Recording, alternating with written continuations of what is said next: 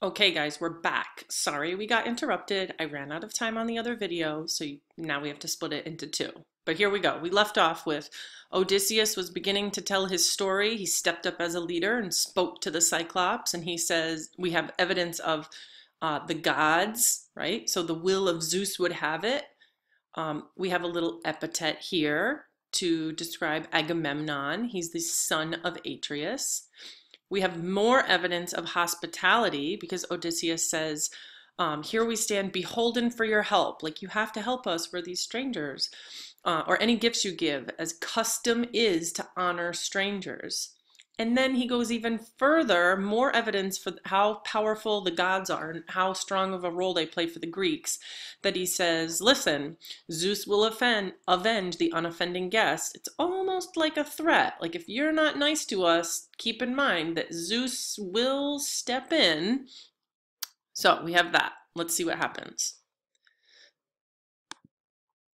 He answered this from his brute chest unmoved. You are a ninny, or else you come from the other end of nowhere telling me mind the gods. We Cyclopes care not a whistle for your thundering Zeus or all the gods in bliss. We have more force by far. I would not let you go for fear of Zeus, you or your friends, unless I had a whim to. Tell me, where was it now you left your ship? Around the point or down the shore, I wonder? So, whoa, the Cyclops is not nice. Nor does he care about the gods. He's like, we have more force by far. We're stronger than the gods. Then he wants to know where the ship is. Why would he want to know where Odysseus's ship is? Think about that for a second.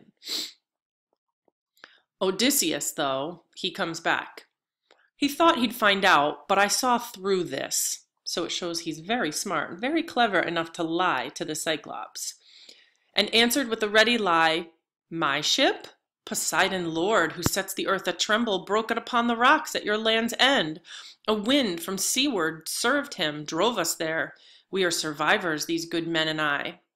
So a couple things. He's like, oh yeah, our ship was destroyed by Poseidon, but also we are survivors, these good men and I. That means the gods favored them and kind of saved them, giving a little bit more evidence to the Cyclops that maybe he should be nice to them.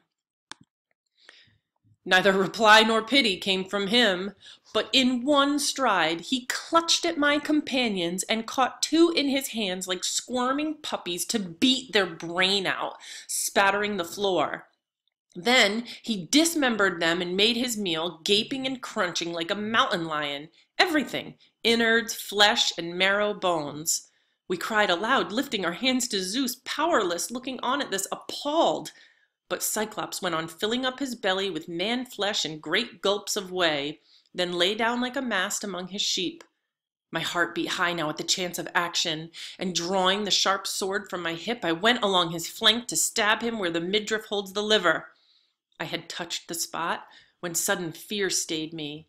If I killed him, we perished there as well, for we could never move his ponderous doorway slab aside. So we were left to groan and wait for morning.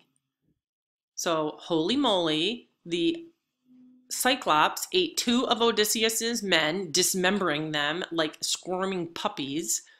Odysseus tries to take charge and then has a change of heart, and he's like, wait, if I kill this guy, we're still stuck in this cave. So we got to come up with a new plan, and for now, we're just going to sleep here and wait for tomorrow to figure out what to do. On day 2, here we go.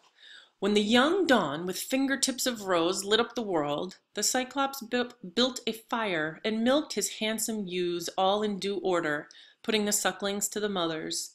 Then, his chores being all dispatched, he caught another brace of men to make his breakfast, and whisked away his great door slab to let his sheep go through.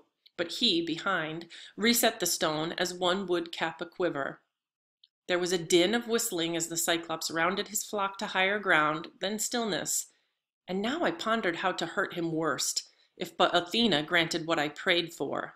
Here are the means I thought would serve my term. So before we get to his new plan, let's look at this personification. When the young dawn with fingertips of rose lit up the world, right? So it's just a fancy way to describe the sunrise, saying that these fingertips of rose lit up the morning.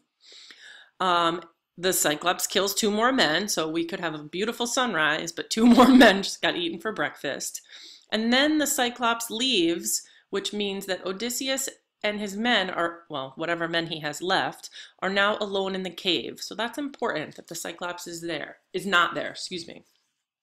We also have more evidence of how Odysseus uses the gods, and he's hoping that if he prays to Athena, that she'll help him. And she is the goddess of wisdom, skills, and warfare. So skills that are going to help him with this Cyclops.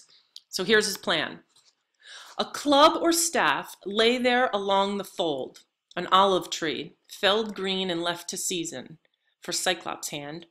And it was like a mast of lugger of 20 oars, broad in the beam, a deep sea-going craft might carry. So long, so big around it seemed.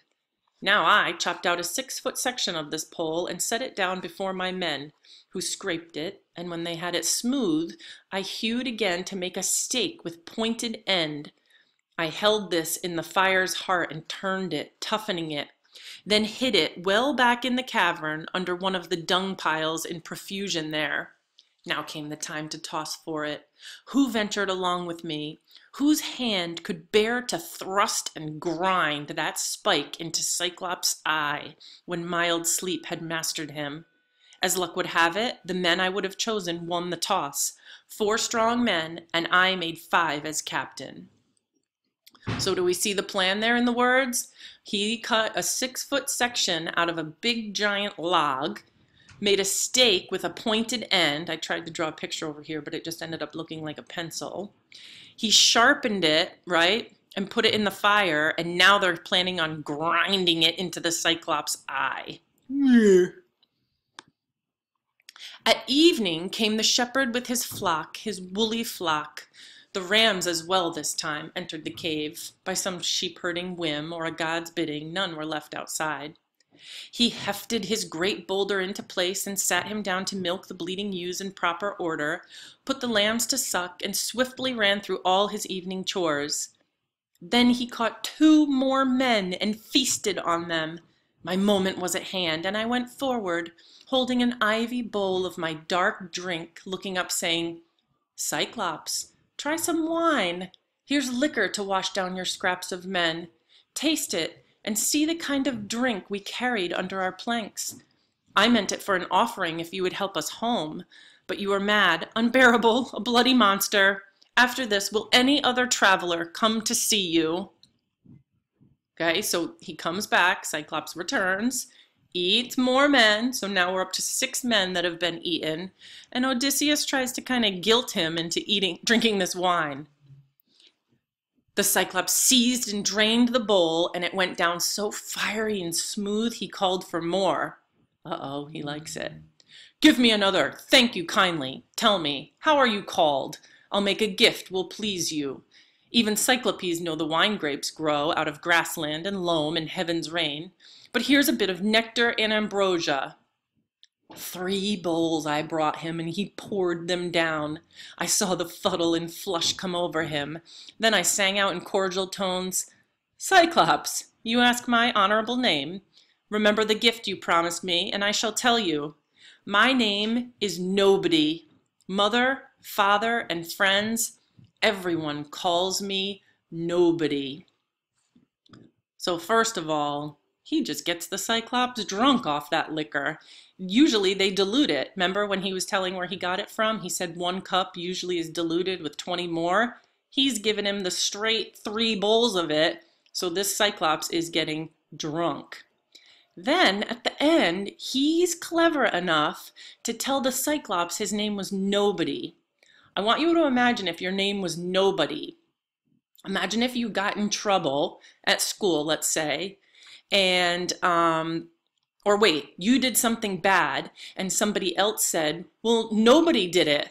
Nobody did that, right? And then you're in the clear because your name's Nobody, but they're saying Nobody. Kind of confusing, but just imagine if your name was actually Nobody. And that's the end of all that we're going to read today. Think about this whole nobody business. If you want to keep reading on your own, you can. We'll pick up where we left off. But now I want you to go to the video for the graphic organizers for the lotus eaters, and we'll kind of walk through that. Get these notes down from these videos and tackle your question of the day, which is about the Cyclops, and you are good to go.